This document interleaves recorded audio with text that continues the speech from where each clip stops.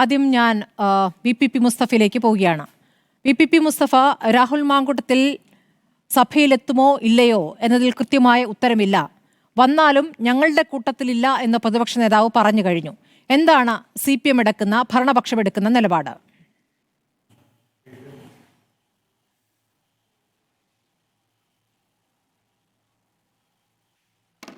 Rahul Mamkootathil MLA എന്നുള്ള നിലയിൽ നിയമസഭയിൽ വരുന്നത് ഒരു വലിയ ധാർമ്മിക വിഷയമാണ്, രാഷ്ട്രീയ വിഷയമാണ്.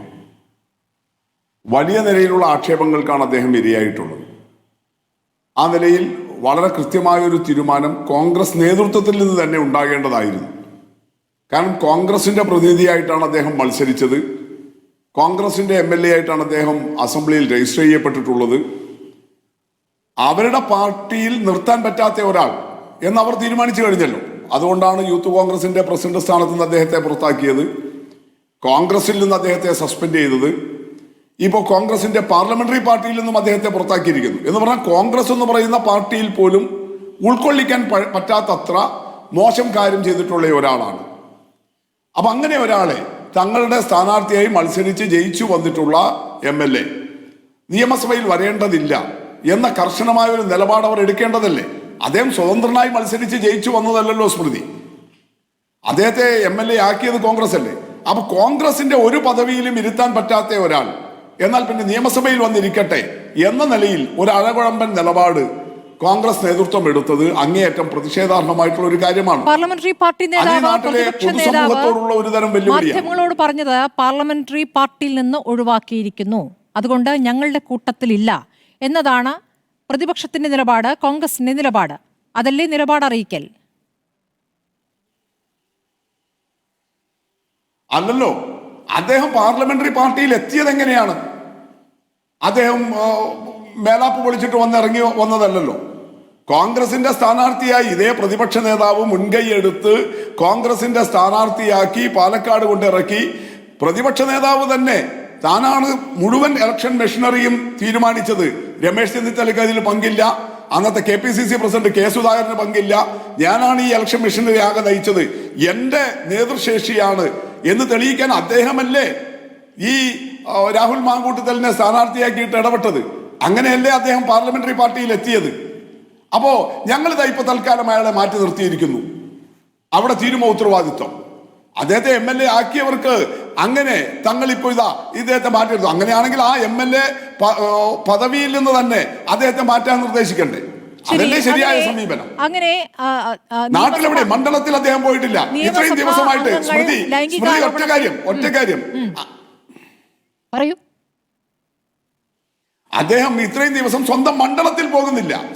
സ്വന്തം മണ്ഡലത്തിൽ പോകാത്ത ഒരാൾ എങ്ങനെയാണ് പിന്നെ അസംബ്ലിയിൽ മാത്രം വന്നിരിക്കുന്നത്?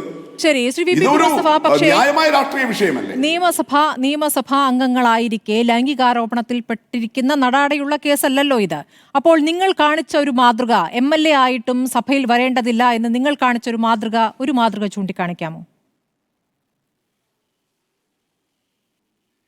അല്ല, നിങ്ങൾ നോക്കൂ, എല്ലാ കേസുകളും ഒരുപോലെയാണ് എന്ന തോന്നൽ നിങ്ങൾക്കുണ്ടോ? അതാണ് ഇതിനകത്തെ പ്രശ്നം. നമ്മൾ വെറുതെ ഇങ്ങനെ ആരോപണങ്ങളെല്ലാം നേരത്തെയും ഉണ്ടായിട്ടുണ്ട്, അതുകൊണ്ട് എല്ലാം ഒരുപോലെ എന്ന് പൊതുവൽക്കരിക്കാൻ വേണ്ടി കഴിയുമോ?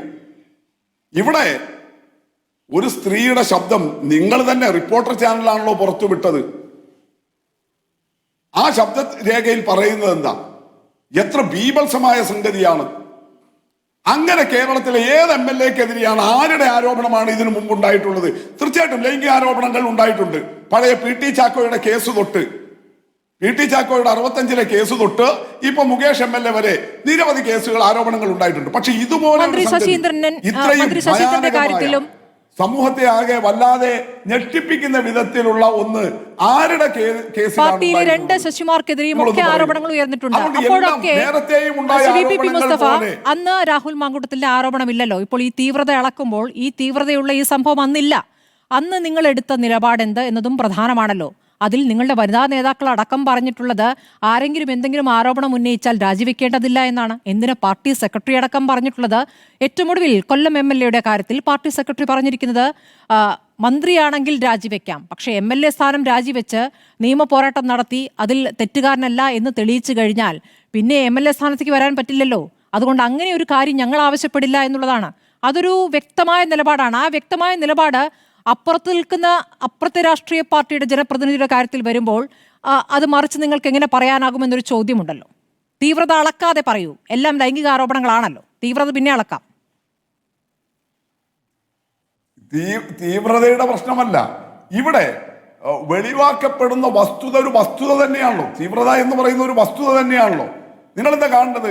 നേരത്തെ ഉണ്ടായിരുന്ന സംഗതികളിൽ ഇപ്പോൾ ഇടതുപക്ഷത്തിന്റെ MLA മാർക്കെതിരെ അല്ലെങ്കിൽ നേരത്തെയുള്ള PT ചാക്കോ മുതലുള്ള കോൺഗ്രസ് MLA മാർക്കെതിരെ നേതാക്കൾക്കെതിരെ ഒക്കെ വന്ന ആരോപണങ്ങളുടെ ഒരു സ്വഭാവവും രീതിയും അവിടെയൊന്നും ഇരകൾ പൊതുസമൂഹത്തോടാകെ തങ്ങളിതാ ഇന്ന MLA മുഖേന അല്ലെങ്കിൽ ഇന്ന രാഷ്ട്രീയ നേതാവ് മുഖേന ഇത്രമാത്രം ഭീകരമായിട്ട് ഭേദ്യം ചെയ്യപ്പെട്ടിരിക്കുന്നു എന്ന വിഷയം ഉണ്ടായിട്ടില്ല. അത് നിയമപരമായ പോരാട്ടം തന്നെയാണ് ഉണ്ടായത്. കാരണം ആരോപണത്തിന് വിധേയരായ ആളുകൾ അതെല്ലാം നിഷേധിക്കുകയാണ് ചെയ്തിട്ടുള്ളത്. അതുകൊണ്ട് നിയമപരമായ പ്രശ്നങ്ങൾ അവിടെ ഉണ്ടായിരുന്നു. ഇവിടെ നിങ്ങൾ നോക്കൂ, ഇത്രയും ദിവസമായിട്ട് ഇത്രയും ആരോപണങ്ങൾ ഉയർന്നു വന്നിട്ട് ഇന്നുവരെ ഇത് വസ്തുതാപരമല്ല എന്ന് നിഷേധിക്കാൻ രാഹുൽ മാങ്കൂട്ടത്തിന് ആയിട്ടില്ലല്ലോ. അദ്ദേഹം ഒരു കുറ്റവാളിയെ പോലെ ഒളിച്ചുകൂടുകയല്ലേ ചെയ്യുന്നത്. നേരത്തെ ആരോപണത്തിന് വിധേയവരായെന്നും അങ്ങനെ ഒളിച്ചു പോവുകയല്ലല്ലോ ചെയ്തത്. അവർ പോലീസ് വിളിച്ചപ്പോൾ പോലീസിന്റെ അന്വേഷണത്തിന് പോയി മൊഴിയെടുക്കലിന് ഹാജരായി. കോടതി വിളിച്ചപ്പോൾ കോടതിയുടെ മുമ്പാകെ പോയി. അങ്ങനെ നിയമപരമായി നമ്മുടെ നാട്ടിലുള്ള വ്യവസ്ഥ നിയമപരമായി ജാമ്യത്തിൽ നിൽക്കുന്നവരും ഇപ്പോൾ ഈ സഭാ സമ്മേളനത്തിൽ എത്തുന്നുണ്ട് എന്നുള്ളതാണ് യാഥാർത്ഥ്യം.